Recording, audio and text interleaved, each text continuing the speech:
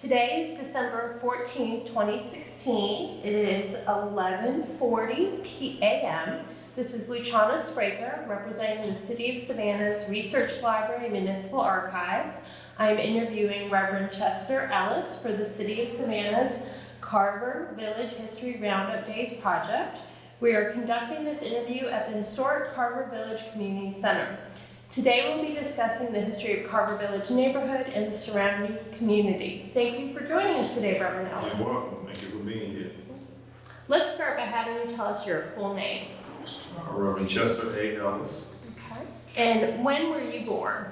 1949, December 14th. Today is my birthday. That's why this is a birthday party for me. Wonderful. Happy birthday. Yeah, thank you.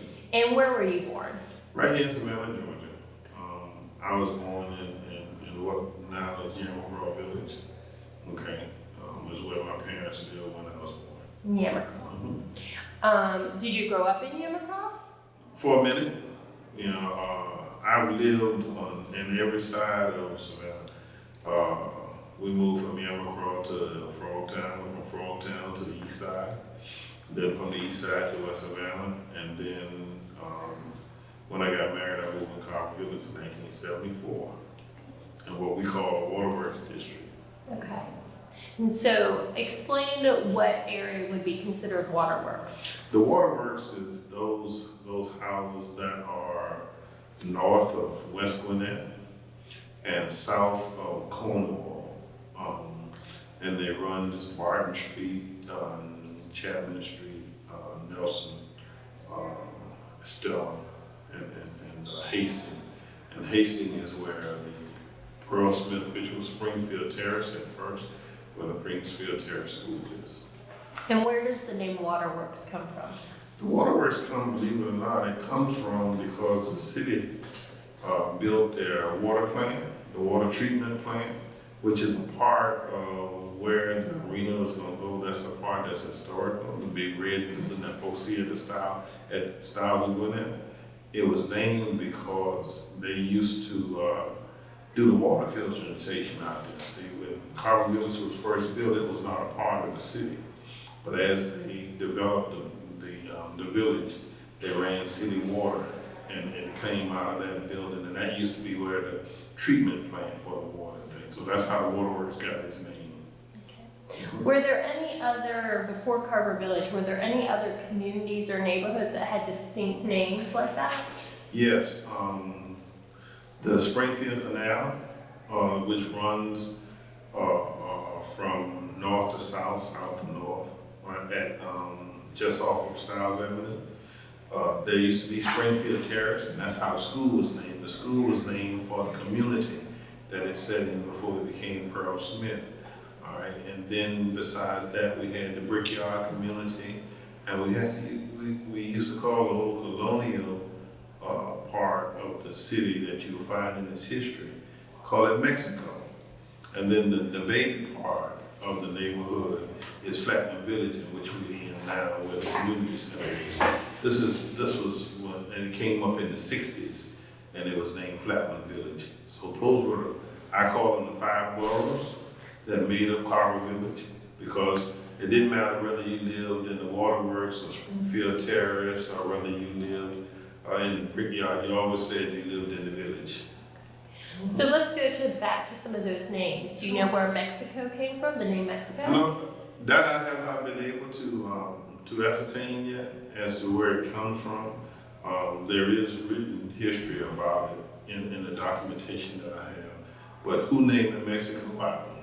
I just know that there are families that I went to school with.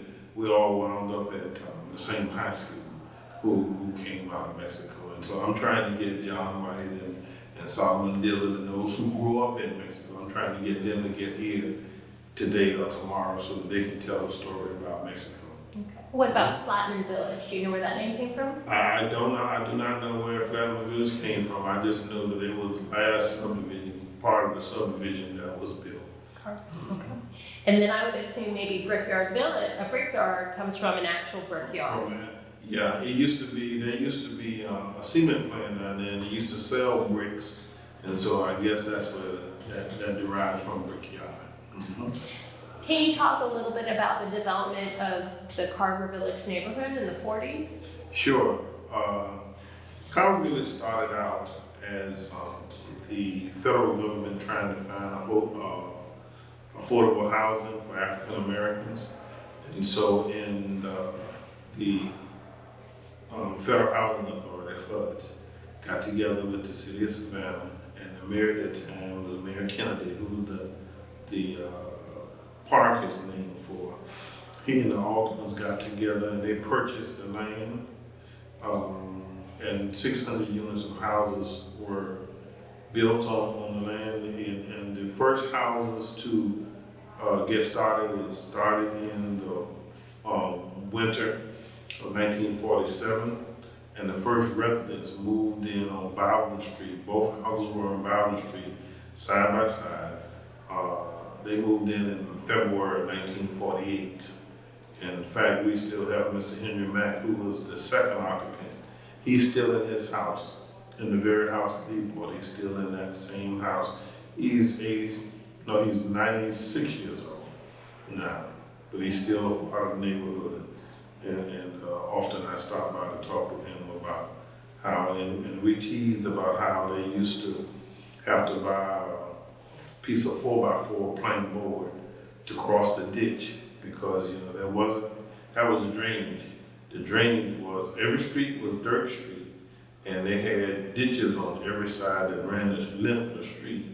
And so in order to get to your house, you had to walk across the plank board to get in your yard, because the water was the way for drainage until the 1960s, when they started to pave the streets and to put the drainage pipes and things in as they did the paving. So Carver Village comes from, its historic significance is not only was it the first African American subdivision in the South, but it also, veterans coming out of World War II purchased homes, and in order to use their VA benefits, they had to show their discharge papers from the Army, the Marines, the Navy, the Air Force, or whatever branch of service. So we have quite a few veterans who bought houses during the late 40s and early 50s, up to the middle 50s.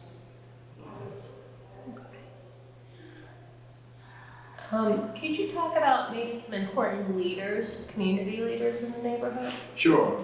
From Carver Village, you have Dr. Henry Collier, who was one of the black physicians of Savannah, who used to live in Carver Village. We have the Nelsons. The Nelsons were school principals and school teachers. We had the Harrises, who were school teachers. Both of them were school teachers in the school system. They lived here. Curtis V. Cooper is the one that stands out the most, because he was president of the NAACP, and he was also in community health. And so you have the Curtis V. Cooper. He used to live right down on Rule Street. See, and so a lot of the preachers and doctors and Roy Allen, who was one of the lawyers here in the city of Savannah before he passed away, he comes out of Carver Village. So we have teachers, doctors, lawyers, all who have been members here in Carver Village. Talk a little bit maybe about what ran along the edge of Carver Village on Gwinnett Street, churches or businesses. There used to be, Carver Village used to be a thriving community with businesses in it. We had Irvin Grocery Store, Washington Grocery Convenience Store. We had the Ruth White Convenience Store. We had a fish market on Bowden Street. We had the drugstore from the Crosby Brothers. They used to have a drugstore here in the village before they moved out of Carver Village. We had auto mechanic shops. We used to call them garages during that time. That was in the village. We had service stations, or during my time they called them filling stations, because the gas stations that were in the village. So within the village, we also had, and we still have, there are churches, Flipper Chapel, Goodwill Baptist. Also, we have, I'm trying to, the names running past me now, but it used to be Bennett, but now it's no longer. Did Flipper used to be called Hannah? Flipper used to be called Hannah. Yeah, that was way back. You going to back when it first started. Miss Richards said that. Miss Richards, yeah. Now, Miss Richards, let me tell you, when you're talking about the oral history of Carver Village, the people you really need to talk to is Henry Mack and Miss Richards, because they were here. In fact, they were the ones who got the neighborhood association started. And how the neighborhood association started is, it started out the PTA. Kids that were in school, they started to, they dedicated 15 minutes of every PTA to community events. And so from that, that's where Deacon Mack and his wife and some other folks raised the $500 so that they could put a fence around the playground on Powder Street. Also from that, that's where Ms. Ruth White and Ms. Holmes and those formed the committee that got the streets paved. They walked door to door for everyone to sign the petition, right? That's how they got drainage and sewage and drainage here by doing the petition. And now Ms. Richards and Henry Mack were a part of that. They were in those groups that served on different committees that got things. And Mr. Fred Hudson, whose name comes to mind, as they worked, Mr. Gordon, as they worked to improve the village, and to get things, the streets paved and to get drainage and to get sewage and running water, because those things were not here when the village was first created. What time period are you talking about when the neighborhood association starts doing those things? The neighborhood association, it wasn't called an association then, it was just called the PTA, all right? They raised monies to put up the fence in 1950. They went to the city and the city told them that they would put the equipment on the playground, but the residents had to raise the $500 to put up the fence. And so, they started that project at the end of 49-50, and by the summer of 1950, they had the $500 and put the fence up. That's when that started. Now, the paving started in the 1960s. There's also bus service. We use the CAT bus now, but during that time it was just called the city bus. And they petitioned and got the bus to run just up Gwinnett Street. It would go from Stiles Avenue to Porter Street at the time, because Porter Street was honestly the end of the village, and they would just turn around and go back, okay? And then they petitioned again in the late 60s going into the 70s. And so the bus then started to come down to Carroll Street and turn around. And from that, they worked in petition so that the bus now goes through the village itself. It goes, there is, every house in Carver Village is located within 2 blocks of a bus stop. And so you don't have to walk, like folks who lived in the 1000 block used to have to walk all the way over to the beginning of the 8th and the end of the 700 block, which is Gwinnett Street, to catch the bus. See, now they don't have to do that. They only have to walk a block, because the bus runs up West Gwinnett into Carroll Street, and from Carroll it goes down Winburn. See, and Winburn is a block away from Everett. So you can either catch the bus on West Gwinnett, which is a block away from the 800 block, or you can catch it on Winburn, which is a block away from both the 8 and the 900 block. I mean the 9 and the 1000 block. So everybody is within walking distance now of buses, on the bus service. But those were the issues, and as the issues came up, they discussed them in the PTA, and then from the PTA in the 1980s, they decided to form the neighborhood association, and they called it the Carver Village Improvement Association. And then from the Carver Village Improvement Association, and in '95 it became the Carver Village Neighborhood Association and organization. So that's kind of the birth of the neighborhood, and now it's the Historic Carver Village Neighborhood Association. And the historic designation came in August of this year. We started to work on the final draft of it in January of 2011, and it was approved on August the 26th of 2016. So it's a long process. In the midst of that process, we had the help of the MPC as well as the city, from the city manager's office.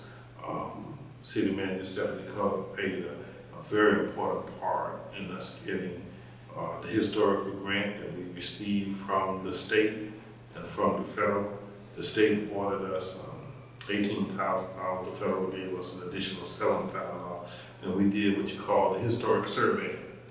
And Queen House of Atlanta did all the documentation of every house, all 600 houses, plus the background history of the development of the village itself. And so once we presented that to the historic board, we received our historic designation. And so where we are now is that this is a part of that process. When we get through documenting and filming, then the state will present in sometime in February to the National Historic, and we will, hopefully by July, we'll be included in the National Register of Historic Places. It's a matter of now, we need to document all the houses from Porter Street going west to Inslee. Porter being the end of the original Carver Village, and Inslee being the end of the original Flatman Village.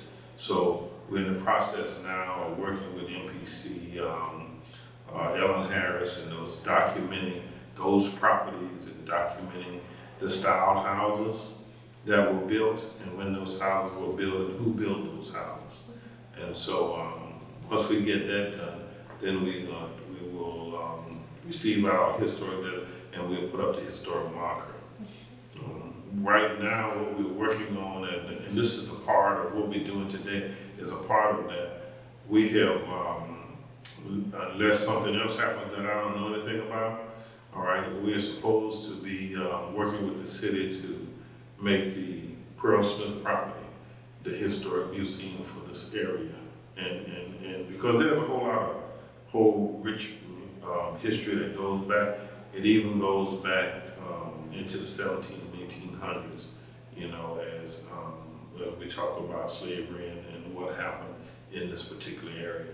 And the part that I call it the railroad because it changed so many names. It used to be Southern Railroad, and then it went to Amtrak, and now it's CSX. But a lot of the properties that were around here were acquired from them because you take, for instance, the house that my wife grew up in. That was one of the old railroad houses.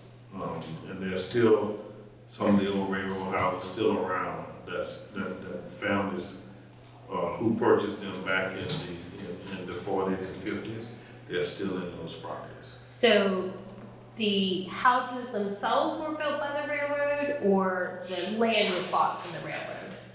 Both. The railroad built houses when you look at when you go out to the end of Carroll Street and you look across the street and see that steel yard, that used to be the railroad yard where they used to fix the engines and the car boxes and things. And what the railroad did was it bought those properties in the waterworks district, and they used to have them for their workers. Their workers could either buy them, or those who lived out of town when they came here, they would live there. Most of them you'll find have two front doors, is because they were two apartment doors. And railroad workers would come in and out of those, you know, as they needed to. And so that's why we call it railroad property. They own a lot of that property, and they built those houses for the railroad workers. So it covers both. I had one other question about the neighborhood association. When did you become president? I became president in January of 2011. And in fact, that's how we got on this journey of documenting the history. I got a call from Sarah Ward, who was with the MPC, and she said, I've got all this documentation about Carver Village, and I need to know what to do with it, you know, whether you all want it. And so I went down to the MPC, and sure enough, she had this big stack of papers that they had documented houses and areas here in Carver Village, and you know, she said they started the historic designation, but then they stopped.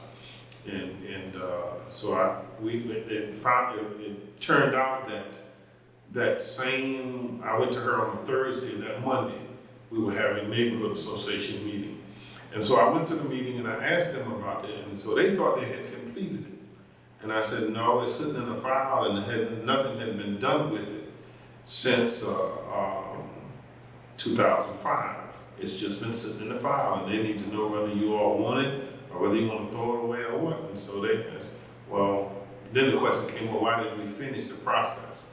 And so then we discovered what the process was, and the neighborhood association voted to let's go for it. And so then we started to find out what the steps were and apply for the survey grant and get the documentation.